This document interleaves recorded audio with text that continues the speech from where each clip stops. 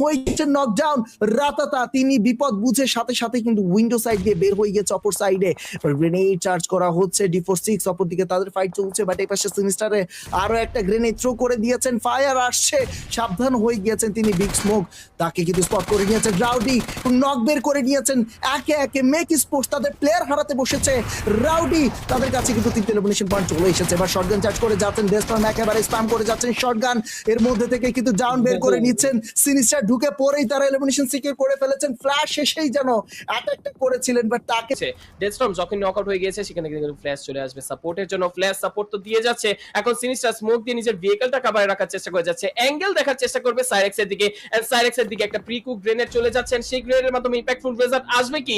ডেস্টর্ম ইতিমধ্যেই রিকভার হয়ে গিয়েছে, রাউডি ডিফারেন্ট অ্যাঙ্গেলে রয়েছে, সেখানে গিয়ে দেখার চেষ্টা করে যাবে। লোয়ার ফ্লোরে কিন্তু প্যাগাসাস ডাউন করে দিবে ফ্ল্যাশকে ডাউন করা মাত্র এখন ডেস্টর্মের কিন্তু একটা গুরুত্ব হয়ে যাচ্ছে সাপোর্টটা প্রভাব রয়েছে দেওয়ার জন্য। বাট এখন রাউডি তার দিকে ভেহিকল এগিয়ে গিয়েছে, সেখানে ভেহিকল সুইচ চেঞ্জ করে ফায়ারের চেষ্টা, কভারটা নিয়ে নিয়েছে, প্রথম নকআউট কিন্তু এখানে কাছ থেকে রাউডি দিয়ে দিয়েছে। বাট এখন কে সাপোর্টটা দরকার, তার ব্যাকলাইনে আরো একটা প্লেয়ার সুন্দর একটি 1v2 ইনিশিয়েট করে দিয়েছে।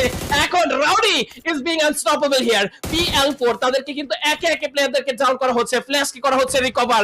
ডেডস্টর্ম রিকভারি স্টেটে রয়েছেন, সেই জায়গা থেকে তার পার্টি ইন্টারাপশন হিসেবে ইনার্শিয়া চমকাই কিন্তু চলে আসতে পারেন। আচমকা যদি চমকে দেওয়ার মতো সিচুয়েশন হয়ে যায় তখন কিন্তু বিপদে পড়ে যাবে A1RG।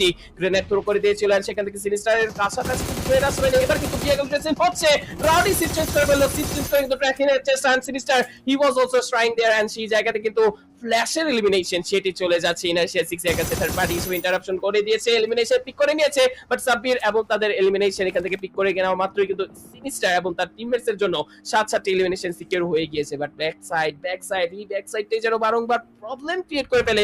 যখনই ব্যাকলাইন থেকে থার্ড পার্টি ইন্টারাপশন আসে তখন কিন্তু ইন্টারাপশনের একদমই আমি অবাক হচ্ছি সাইরেক্স প্লেয়ারটিকে দেখে। সে এখন পর্যন্ত সার্ভাইভ করে যাচ্ছেন সোলোতে।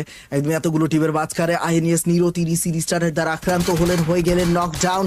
সিনিস্টার অবশ্যই ফিনিশটা বের করার চেষ্টা করবেন। আবার V7 এর অটো ডেস্টর্মকে রিকভার করার প্রচেষ্টা, রাউডির গ্রেডে কিন্তু ডাউন হয়ে গিয়েছে। অটো এম সার্কেলের ভিতরে যেতে চাইছে ভেহিকল সাপোর্ট নিয়ে, বাট ডিফারেন্ট অ্যাঙ্গেলে কিন্তু চলে গিয়েছে প্লেয়ার। বাট কোনো জায়গা থেকে রিকভার করার মতো অ্যাঙ্গেল কিন্তু রাউডি পাচ্ছে না, এগিয়ে গিয়েছে প্লেয়ারের এগেইনস্টে। রাউডির উপরে হয়ে যাচ্ছে হামলা, P90 ব্যবহার, যথেষ্ট সম্ভাবনা রয়েছে শটগানের এগেইনস্টে, বাট হলো না। ভেহিকল ব্লাস্ট হয়ে গিয়েছে, ডাউন হয়ে গিয়েছে প্লেয়ার, এন্ড এখন কি sinister will be the last remaining player. 6-9 এর দিকে নজর, কভারটা রয়েছে ভেহিকল ট্রাকের, এন্ড এই জায়গা থেকে গাছের কভার নিয়ে কিন্তু এগিয়ে যাওয়ার চেষ্টা। V7 চিকেন ডিনারের দ্বার প্রান্তে রয়েছে জাস্ট একটি প্লেয়ারের এগেইনস্টে, but sinister he is denying the elimination, and এরই সাথে